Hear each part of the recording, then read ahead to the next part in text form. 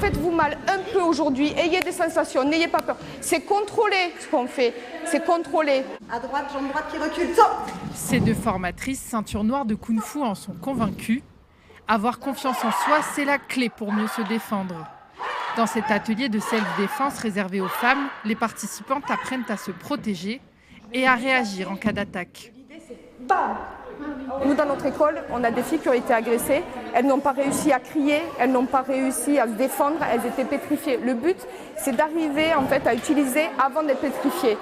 Voilà, on a un petit laps de temps là où on peut réagir. Et si c'est à ce moment-là qu'on agit, on peut s'en sortir. Pendant 2 heures, ces femmes âgées de 9 à 60 ans s'entraînent aux techniques de Kung Fu. Coups de pied, coups de poing, esquives.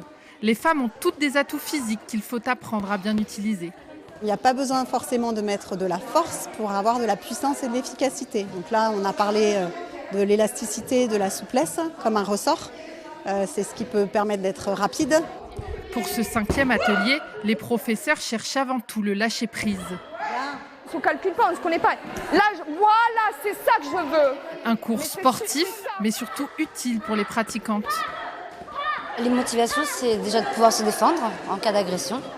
Et puis, ça permet de se défouler, de faire du bien, d'être entre femmes. S'il y a quelqu'un qui m'embête, je pourrais avoir le courage de lui donner un coup. Ça nous permet aussi de dégager un peu toute l'énergie qu'on a. Ça nous donne, comme elles disent, un peu les outils aussi pour les situations complexes. Très intéressant. J'étais en train de me dire que j'aurais aimé avoir cet atelier 20 ans avant. Pour le moment, ces ateliers ont lieu tous les 2 mois. Face à leur succès, de nouvelles sessions sont envisagées.